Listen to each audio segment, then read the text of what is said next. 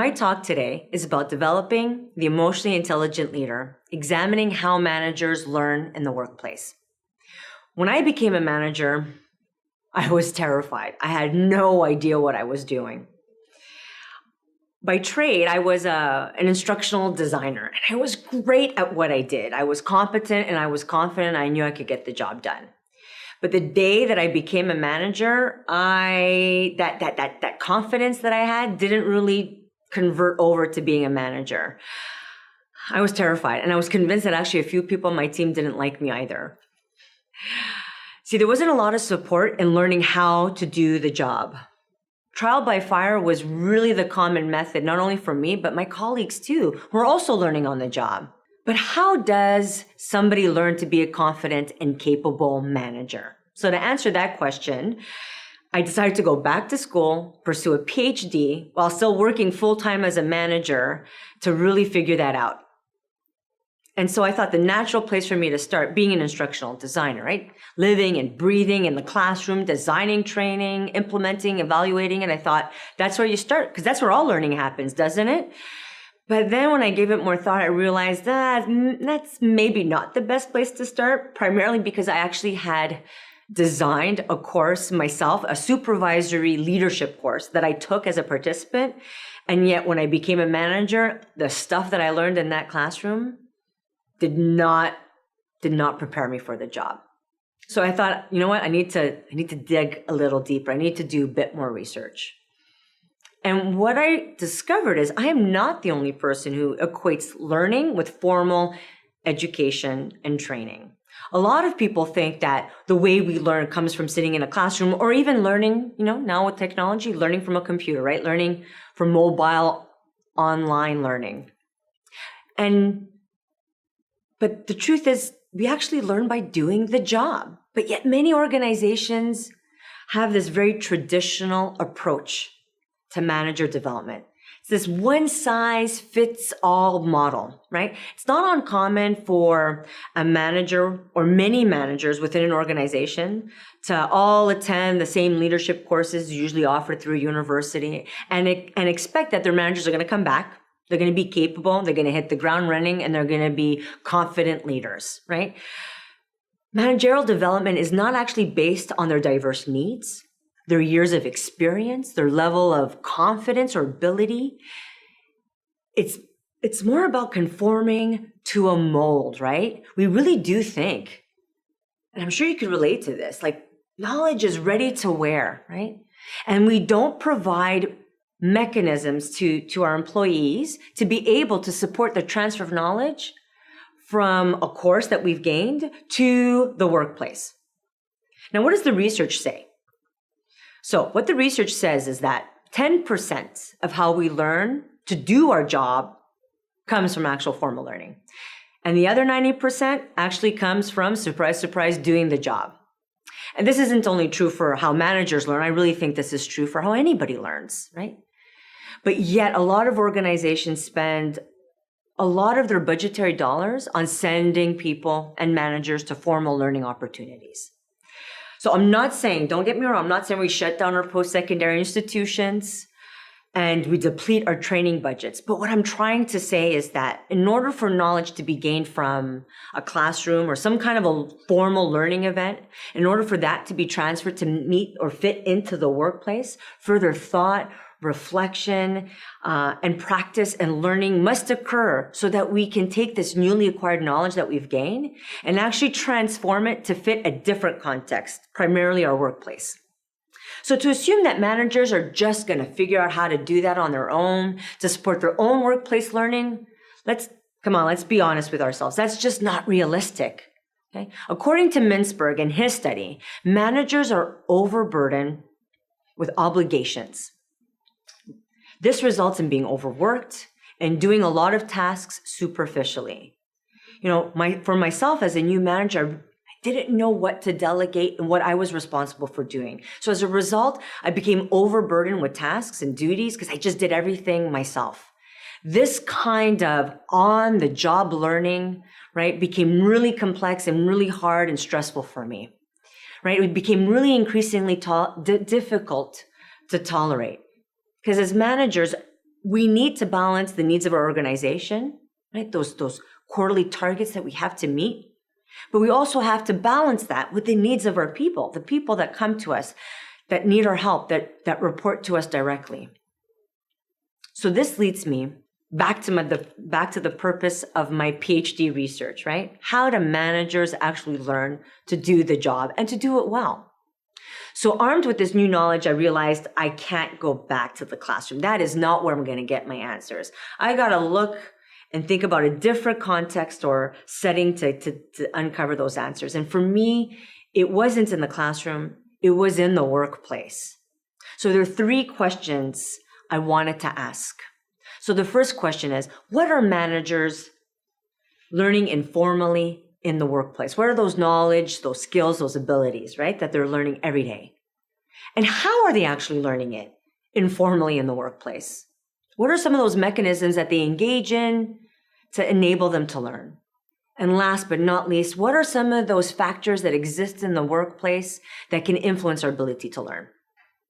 So, as I conducted my research and I started to analyze my data and categorize it and theme it, 2 main themes, or rather competencies, emerged in regards to what managers are learning. So the first one I called manager competencies. These are those day-to-day duties and tasks that we engage in. So systems thinking, handling and controlling assets, overseeing processes, and last but not least, of course, achieving and monitoring results. Okay, so systems thinking is, in a nutshell, how do what we do and what our teams do, how does that link to an organizational goal? How do we control the budget, our assets, our people? Allocating people to different projects, for example, overseeing processes, right? New systems that we're trying to implement maybe into the workplace. And obviously achieving and monitoring results speaks for itself. Now, the second competency that came out of my research, and you may be thinking, where is it? Where is it? Because every time we think about being a manager, what's that one word that keeps popping into our minds? Leadership, right? The second theme that emerged were leadership competencies. And leadership competencies are the 4 domains of emotional intelligence: self-awareness, self-management, social awareness, and relationship management. So what's self-awareness? Well, the ability to know where we're strong and where we're not, and being able to be honest with ourselves around where we're not strong so we can continually work on those areas of weakness and improve upon them. Which leads to the next one, self-management, right? Are you able to manage your own emotions? Are you able to be honest about your weaknesses and transparent and admit when you make mistakes? Social awareness is empathy, right? Not only recognizing your own emotions, but the emotions of others and showing compassion for other people in your work environment. And last but not least, relationship management is really about the ability to inspire, to influence others to act. It's about resolving conflicts.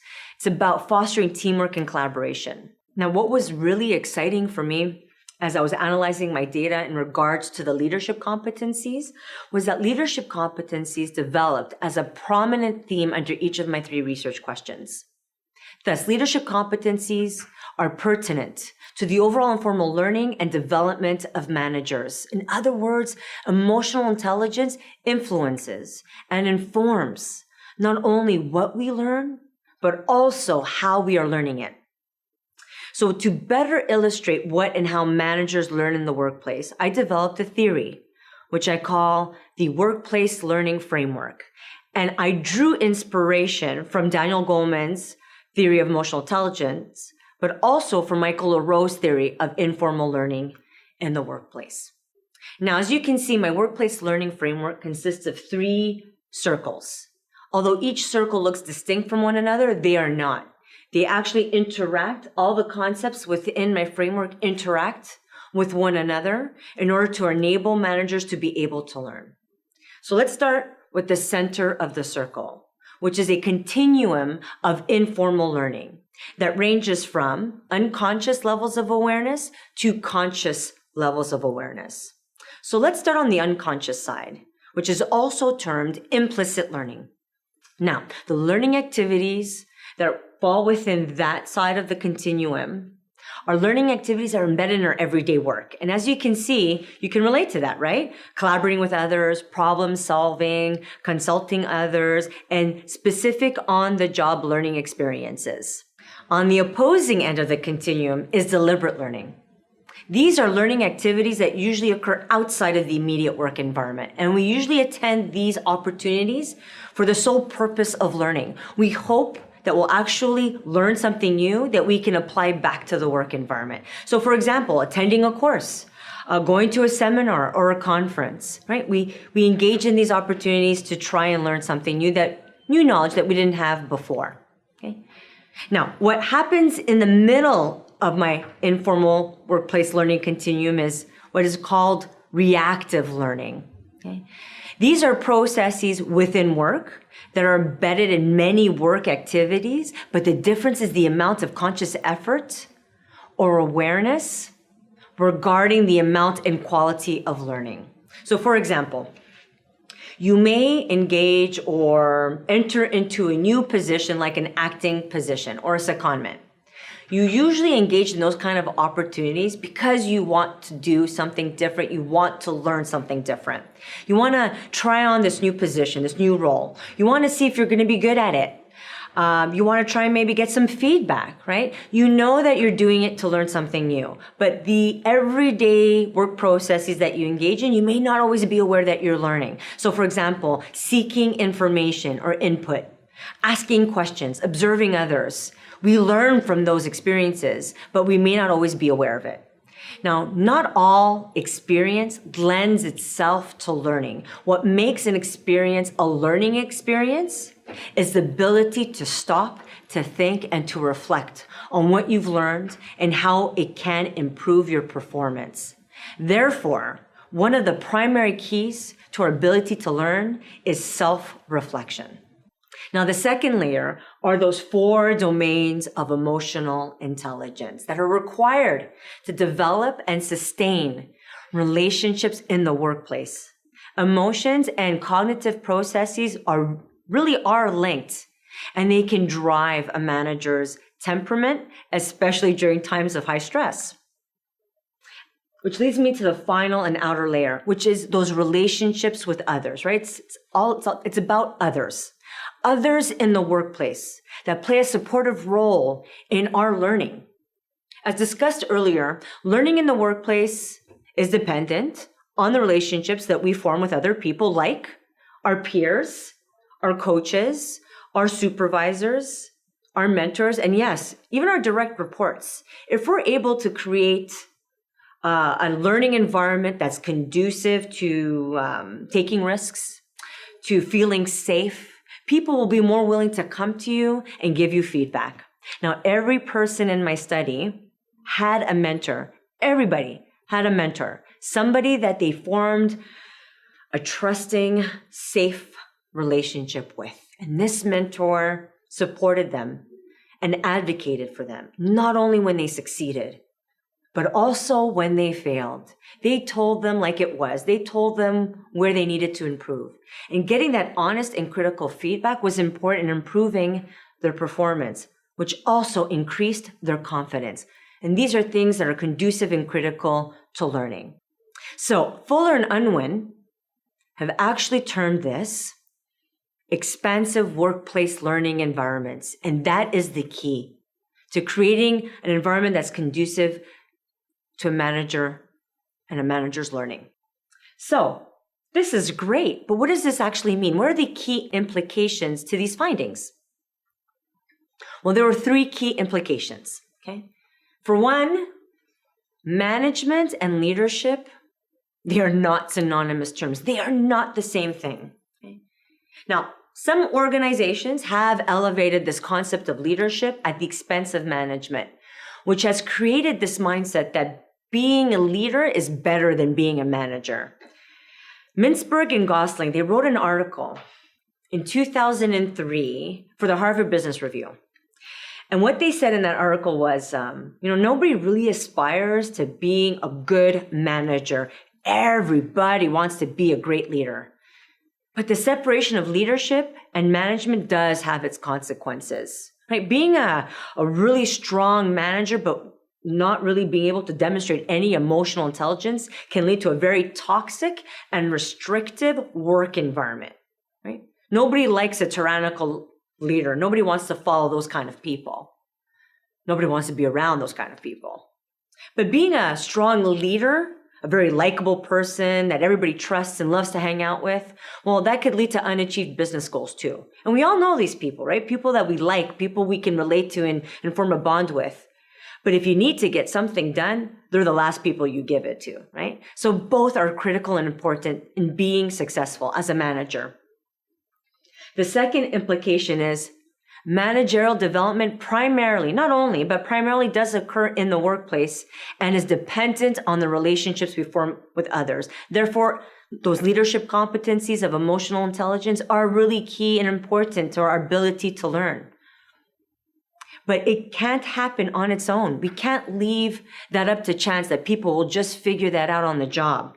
Therefore, organizations play a vital role. And that's my final and third point in regards to my key implications.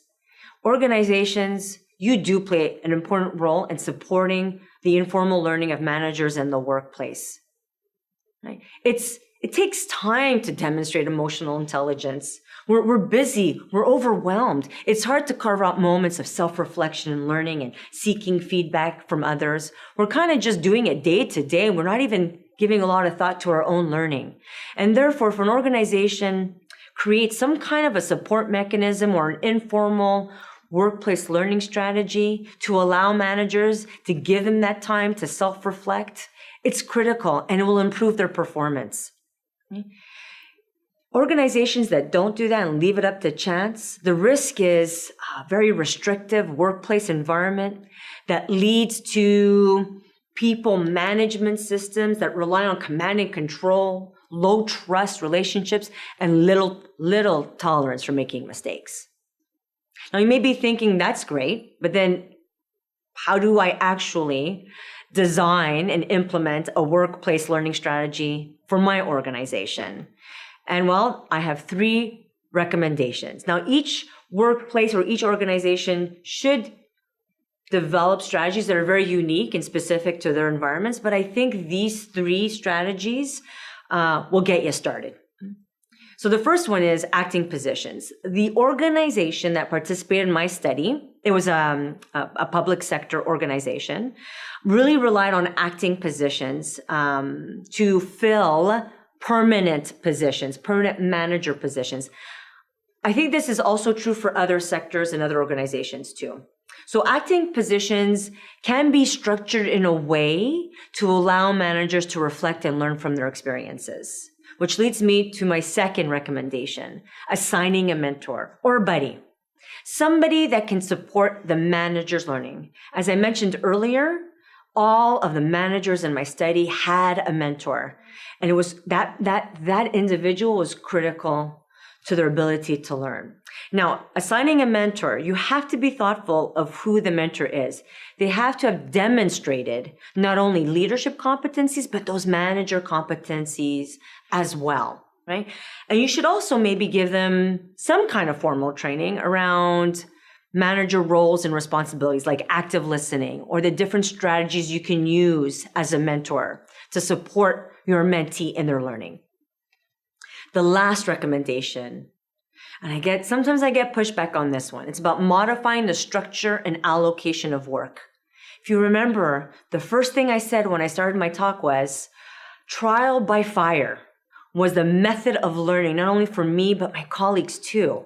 Right? This drinking from a fire hose analogy. That is not the best way to learn. It's not conducive to building confidence when you don't have time to think about what you're doing well and where you're not. Okay? So basically, work can be allocated in incrementally challenging duties and tasks to allow and to give that time to a manager to reflect, to breathe, to absorb, and to process. We already do this for our children in the classroom. Vygotsky referred to it as the zone of proximal development. The zone of proximal development is defined as the distance between the actual developmental level of an individual and the level of potential development of that same individual as determined through decision-making under the guidance of a mentor. Therefore, the zone of proximal development becomes the vehicle in which a new manager's learning is enhanced through moments of self-reflection and debriefs that they have with their mentor. Real quick, I heard a talk, a TED Talk. Sir Ken Robinson gave a TED Talk on the educational system in the United States. And I was really inspired by what he said. And what he said was that the real role of a leader, or in this instance, a manager, is not command and control. It's climate control. It's about creating a climate of possibility.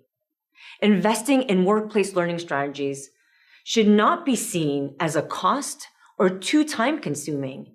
We need to see it as an investment in our people and in our organizations. Okay? If the conditions in a workplace change to support learning, the relationships between managers and their staff will grow, people will feel safer, people will be creative, they'll take risks, which will lead to inspiring, engaging, and supportive workplaces.